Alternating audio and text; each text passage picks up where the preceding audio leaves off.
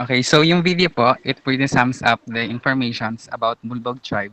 So we're here to give emphasis more on the history, belief, and culture ng nasabing tribe. But before that, I want you to get familiarized with the place or yung origin place ng tribe na ito, which is Balabac.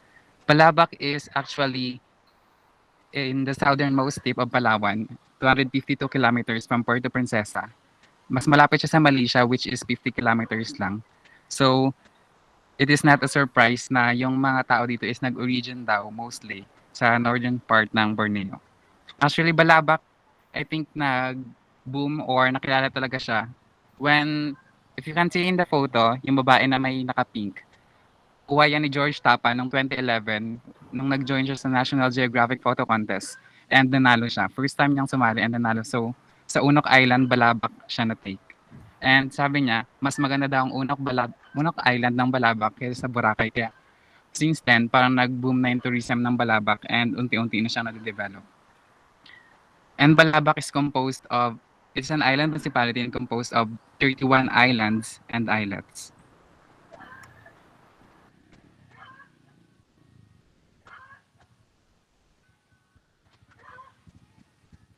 Next slide. Okay. So yung term na mulbog po is derived from the word malubog, meaning murky or turbid water. As you can see po in the photo, yan po yung sa main island ng Balabac. And kung makikita niyo po, hindi masyadong clear yung water nila. It's because yung river po nila from the interior of the main island is nagko-cause ng mga flood water. Kaya medyo lubog po yung tubig. And doon nagmula yung term na bulbog. And yung Balabac was once called Malubugon, kaya tinawag na bulbog yung mga tao. And they belong to the Muslim cultural minorities of Palawan. And they were believed to be the earliest inhabitants of Balabac. And sinasabi na migrants sila from northern part of Borneo.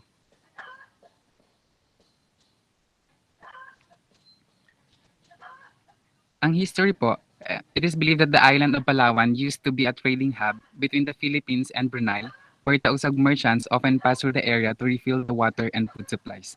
So after nag-migrate po yung mga tao from the northern part of Borneo and nagsettle sila dito, dahil nga sa binanggit ko kanina na reach yung biodiversity ng Balabac, nagsettle sila. And then yung nagkakaroon na ng palitan ng mga products, which is na-discuss natin nakaraan, ay dito kumbaga nagiging stopover yung island ng Balabac para mag-refill ng water and magpahinga yung mga nagpapalitan ng products. So, after nun, doon na-introduce Islam, yung Islam sa mga tao. The Mulbog were once an indigenous Palawan subgroup that converted to Islam. After interactions with the Tausog and Samal ethnic groups, as well as other elements of the Sulu Sultanate, the Mulbog assumed a new and independent identity.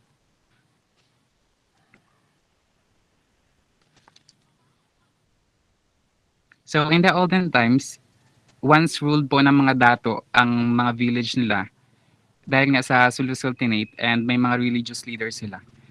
And so intermarriages happened, kaya may mga Tausog and Mulbog na nagpapakasal at kaya na-convert sa Islam yung mga tao.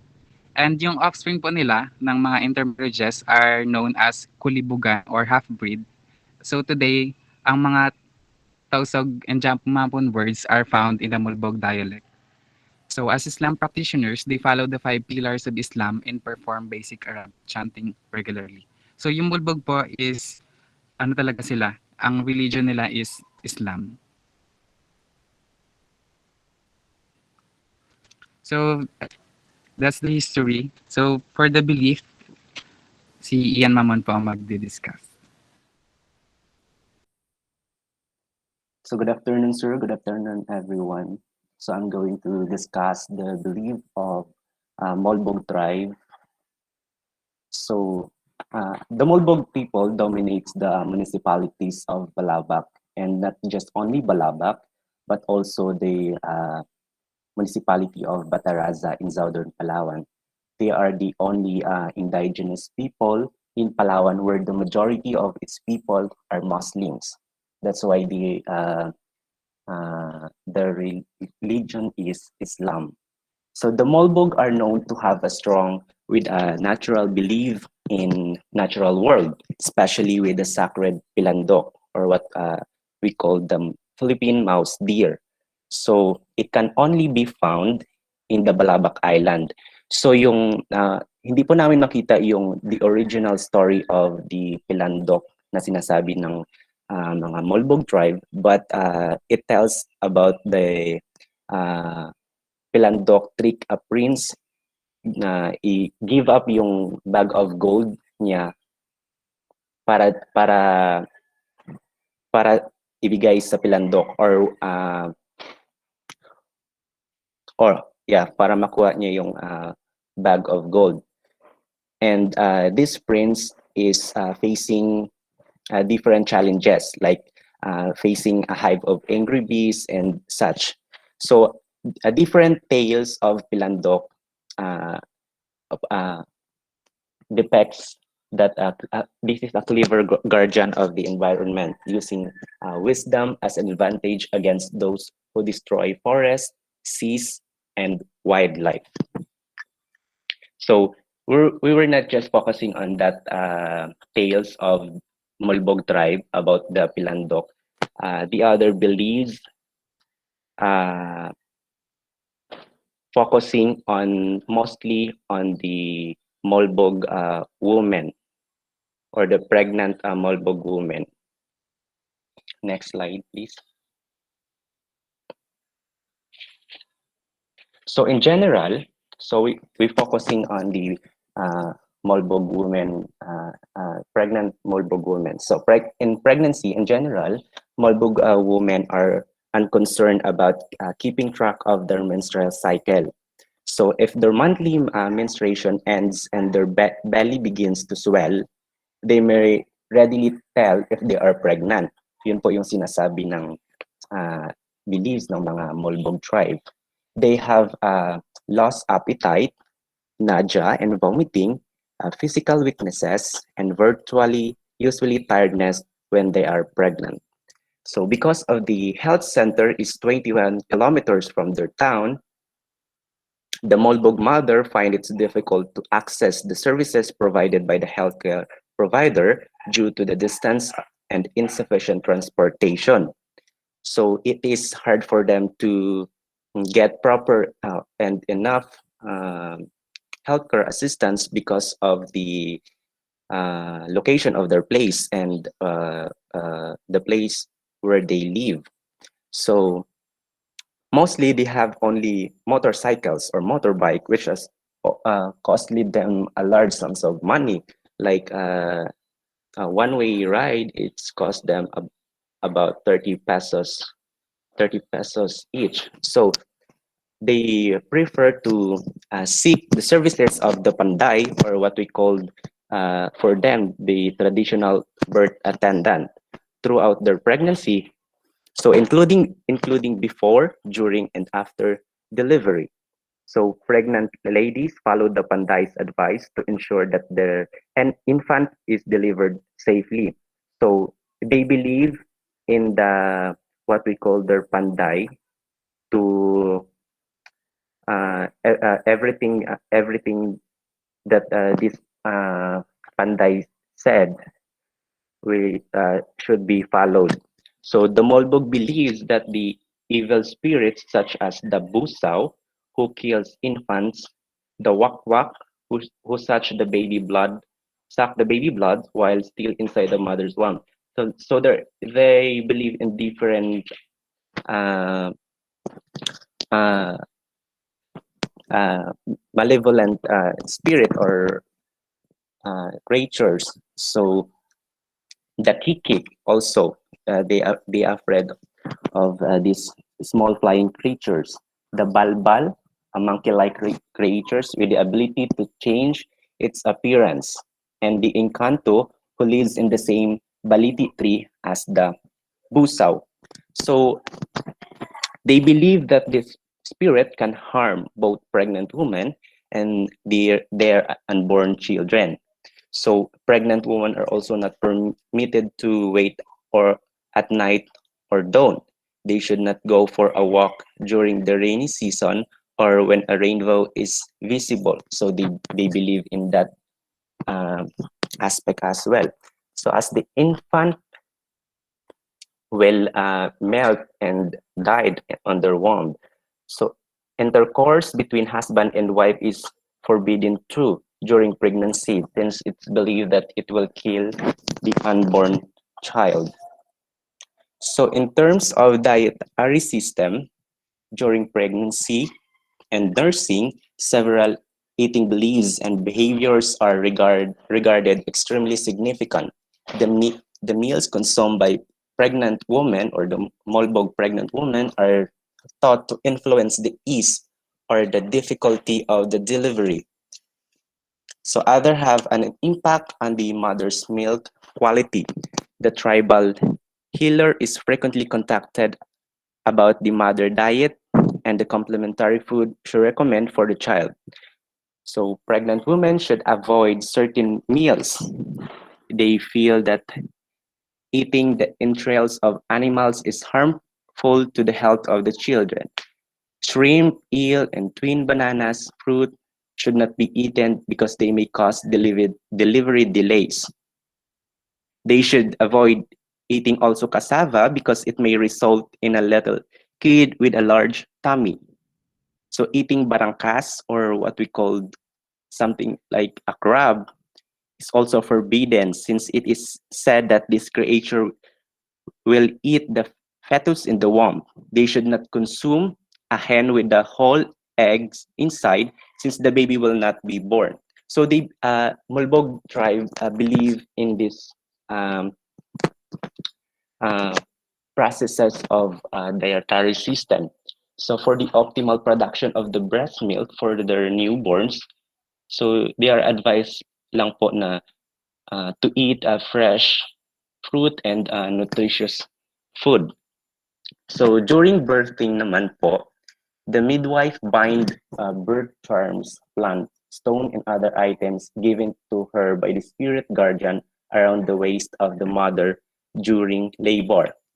So, minsan po ay present din po yung midwife. For example, uh, uh, may midwife po na naka-attend for the birthing aside from their so-called panday. So they help each other po doon sa Molbog pregnant women. So it is recommended that the pregnant woman lie down when the baby is born. The panday, or the traditional birth attendant, uses a small knife or blade known as ilab, or a bamboo stick, to cut the child's umbilical cord. The cord is wrapped in an old mat and buried beneath the house stairwell. The relatives wait outside the houses, so they are not allowed to go inside where the mother is. So next, in terms of prenatal, there is no indigenous prenatal checkup for the Mulbog, since their location and their place is far from the mainland, or the or the place where they should have the healthcare facilities. So pregnant ladies take care of themselves by eating fruits and vegetable. So drinking herbal medications, walking, bathing every morning, and snacking on rice grain. Ito po yung ginagawa lang nila to uh, make their unborn child healthy and safe. So the panday would provide a sambor if she was afflicted by an evil spirit while wandering. So yung sambor po yung tinatawag nilang healing prayer. So when she becomes unwell, she generally consults the panday, who will then heal her with the samber. So they believe in the healing prayer called samber to heal them when they feel unwell. Next, please. So sa intrapartal, so kung mapapansin po ninyo lahat, lagi yung yung focusing po ng more belief po nila ay sa pregnant Molbog women po. So Sa intrapartal, I should say, the panday makes a patanjong with the lemon, sambong leaves, banana leaves, guava leaves, mani, rice grains, and same some unsod or offering when the woman is in labor and ready to birth. She then offers a prayer using the materials she has prepared. After that, she will trim a small section of a mother's hair. They weigh the newborn with rice, ground coconut meat, and batang, yung cotton shell. When he or she is born, before cutting the cord, the panday says a prayer and then binds it with a thread. So, lagi po yung ginagawa nilang processes sa birthing and intrapartal ay ini-include po nila yung prayer, different kind of prayer.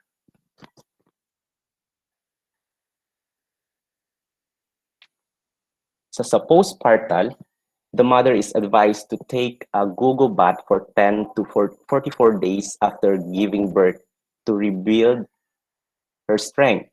Soft meal like arroz caldo, as well as other nutritional food like jackfruit, coconut, coconut milk, shellfish, and fish should be consumed.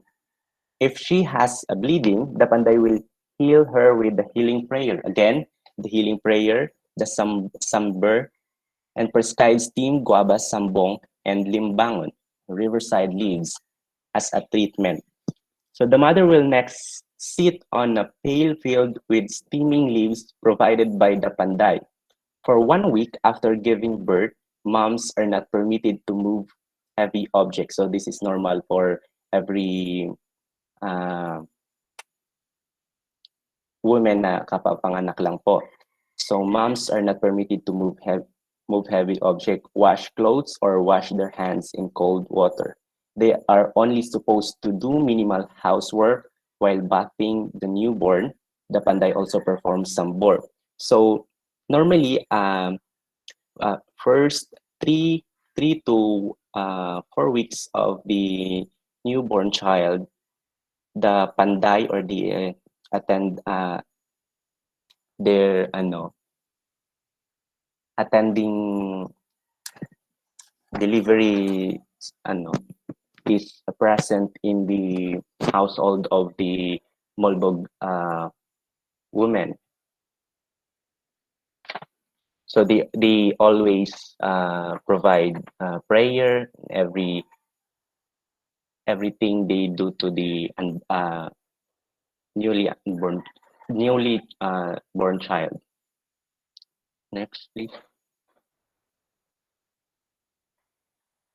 Okay. So in ano lang po, in summary lang po doon sa mga sinabi. We all know po na most of the Molbog tribe are majority are Muslim. So the Molbog pregnant ladies were seen with tattoos to preserve their infant life and health during the pregnancy. So food like barangkas, rotten eggs, and hens that lay eggs should not be consumed during pregnancy. So since they are believed to be this thing to be harmful for their fetus, so breastfeeding is something that mothers do. So they believe that malevolent spirit or dangerous spirit are to blame for their ailment. To find about their health, they prefer to contact the panday po. So or traditional birth attendant. So they prefer to get comfort from herbal remedies since they are far from where the place where their health center is. So the panday gives sambor or healing prayer during labor, while the spirit guardian ties bird charm, herb, stone, and other object about the mother's ways to keep spirit away. So a tiny knife or blade known as ilab or a bamboo stick is used to cut the baby's umbilical cord. So dyan lang po kami nag-focus mostly for their beliefs because Molbog tribe po is a subject for research for more info. Kaya yan lang po yung nakita namin Molbog tribe beliefs po. Next thing. So to sum that up, ang belief po talaga ng mga mulbog is mostly superstitious belief. But if you want to look on the bright side, yung belief talaga na it shows that they care for both the health of the mother and the newborn. So it's amazing to know that as early as that, they hold values na talaga na does not disregard the value of life. For the culture, si Jade Nabangay po ang mag-report. So let's talk about the Molbog culture. As we all know, culture is a framework which people use to solve human problems.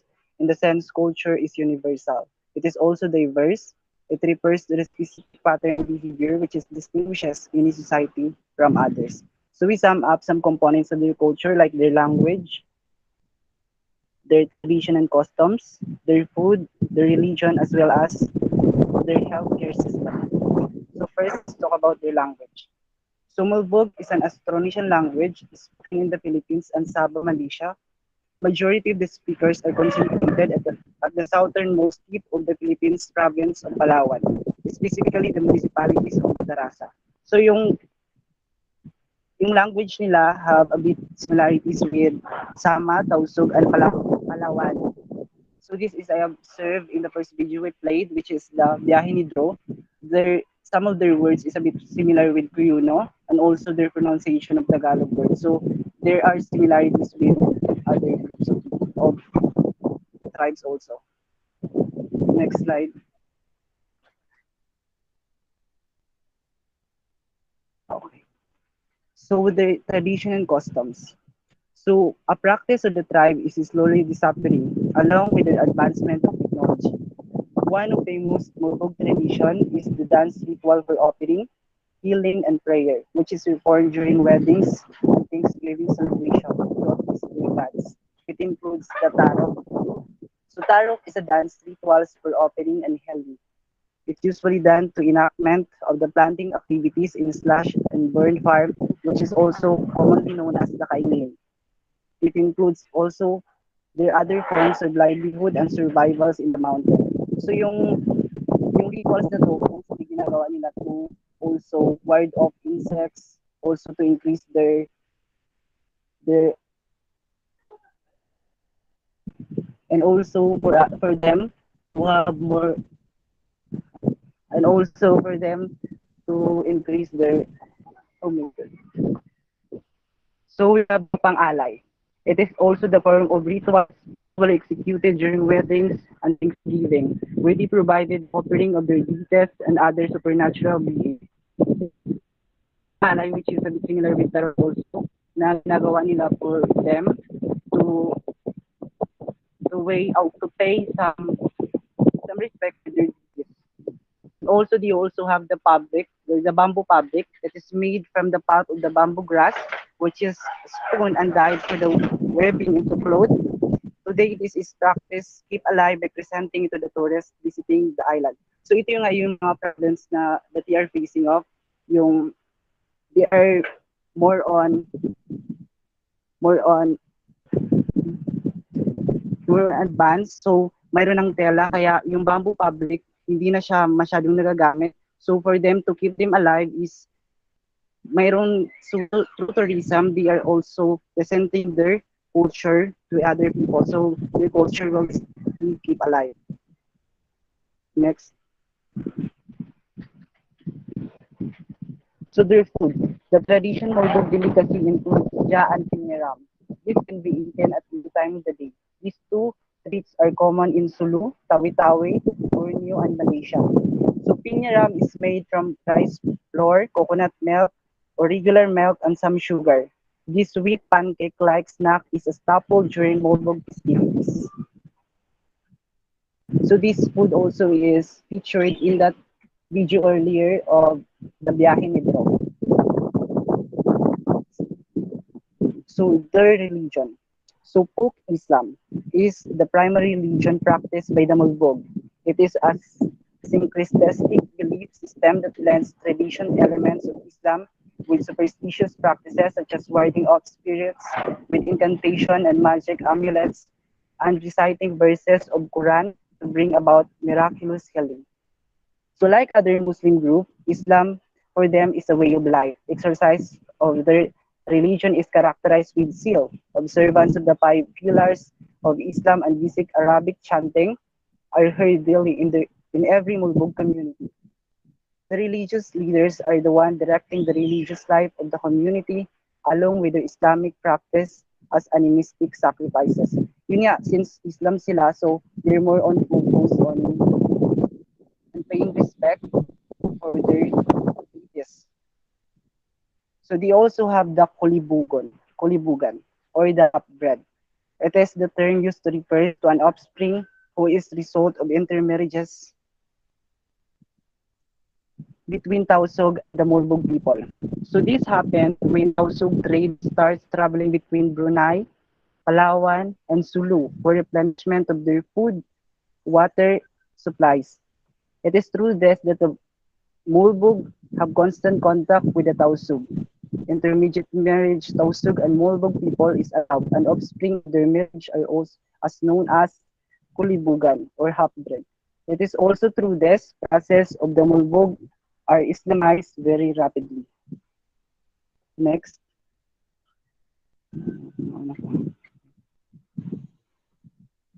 So let's talk about their healthcare system. So Molbog people have their own practices in terms of maternal and child, along with the pregnancy preparation, dietary system, birthing, feeding, baptismal, rituals, illnesses, and discipline. So one of the things that they are known for is for having the panday. So panday for them is a traditional birth attendant. So it is a Malbog member or a woman who is alternative to a doctor. She is in charge all throughout the woman pregnancy, before, during, and after delivery. Pregnant women must follow the Panday advice to ensure safe delivery of their babies. That's all.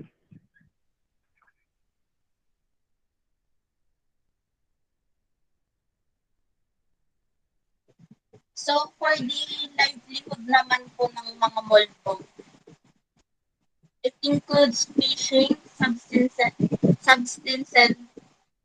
farming, and barter trading with the people in nearby Sulu as well as in the Sabah market centers in the neighboring state of Malaysia. They grow coconuts and sell copra. So, since napapalibutan po sila ng tubig, yung lugar po nila, natural po na fishing kasama po sa pinagkukunan nila ng panghanap buhay po. Ganun na rin po yung farming kung saan nagtatanim po sila ng coconut and nagsesell po sila ng copra. And yung barter trading po. The majority of the Molbog communities are located in isolated mountains regions that are hard to reach. Most often, their traditional beliefs and customs passed on from one generation to the next are related to healthcare and safety.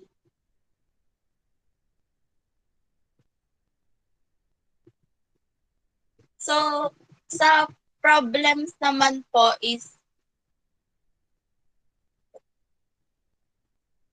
yung mga problems po nila is yung since nasa isolated area nga po sila, mahirap pong ma-reach yung sa electricity. So, kailangan pa pong gumamit ng generator katulad po na panood nyo sa video.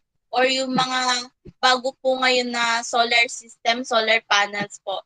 Tapos yung sa healthcare facility naman po nila, hindi po ganun kakumpleto and malayo po yung pagdadala ng mga na hospital. So kulang na kulang po talaga yung healthcare facility nila. Ganun din po sa school facility na hindi po kompleto and yung mga teachers po hindi ganun kadami since malayo nga po. Yung iba ayaw ma-destino po dun sa lugar nila.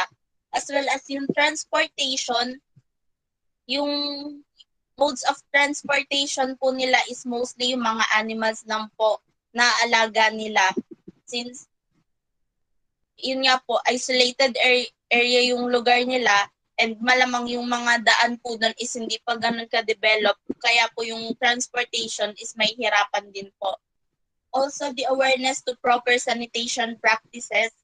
And since kulang nga po healthcare facility nila, so ganun rin po sa awareness nila sa sanitation practices katulad pag mga po yung mga kailangan talagang gamit sa panganganak para safe na mailabas yung baby and yung mother, hindi po nila ma-provide since malayo po sila sa kabihasnan. So, meron pong video para po sa problems.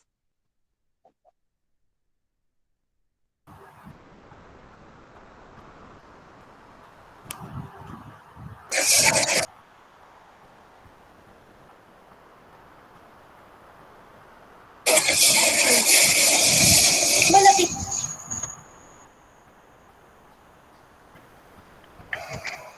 So that ends po yung report namin. And Okay. to sum up lang, yun lang po yung mga informations na nakuha namin so Okay. far about their history, belief, and culture. So to sum up, ang Molbog po is belong to the Muslim cultural minorities of Palawan, and they are located in Balabac, which is in the southernmost tip of Palawan. And despite being introduced to Islam, they still hold values and cultures na ginagawa na nila even before talaga ma-introduce yung Islam. So kung napakinggan nyo kayo na-discuss sa culture is mixture na yung mga ginagawa nila ng Islam and yung mga ginagawa nila even before. And now, marami pa silang problem na fini-face. Siyempre, nag-evolve ang modernization, napag-iwanan na talaga sila. And yung nabanggit yung mga problem, internet connection, actually, mawala-wala sa Balabac. And yung transportation and electricity. So that's all. Thank you.